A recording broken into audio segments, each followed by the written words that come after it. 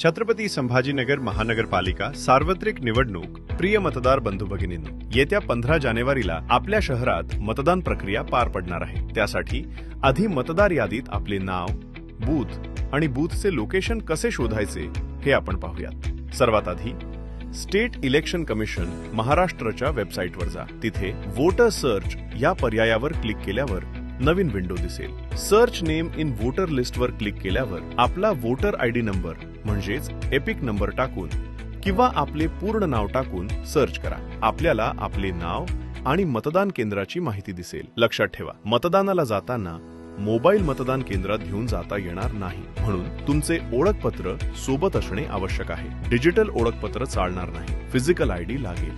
मतदान कार्ड सोबतच निवडणूक आयोगाने मान्य केलेले Aadhaar card, PAN card, passport, driving licence, nationalised bank किंवा पोस्ट ऑफिसचे फोटो असलेले पासबुक, सेंट्रल स्टेट किंवा लोकल बॉडीचे आपल्या कर्मचाऱ्यांना दिलेले फोटो असलेले आयडी कार्ड, सक्षम प्राधिकाऱ्याने दिलेला फोटो सहित अपंगत्वाचा दाखला, राष्ट्रीय ग्रामीण रोजगार हमी योजनेचे फोटो असलेले ओळखपत्र, निवृत्ती कर्मचाऱ्यांची अथवा त्यांच्या विधवा किंवा अवलंबित व्यक्तींची फोटो असलेली निवृत्ती वेतन विषयक कागदपत्र, लोकसभा, राज्यसभा सचिवालय, विधानसभा, विधान परिषद सचिवालय यांनी आपल्या सदस्यांना दिलेले अधिकृत ओळखपत्र, स्वातंत्र्य सैनिकांचे फोटो असलेले ओळखपत्र, केंद्र शासनाच्या श्रम मंत्रालयाने दिलेले आरोग्य विमा योजनेचे फोटो सहित कार्ड यापैकी कुठलेही एक प्रत्यक्ष ओळखपत्र तुम्ही सोबत ठेवू शकता. लक्षात ठेवा, यंदा एका मतदाराला 4 उमेदवारांसाठी मतदान करावे लागेल. छत्रपती संभाजीनगर शहरात 28 प्रभागांसाठी 4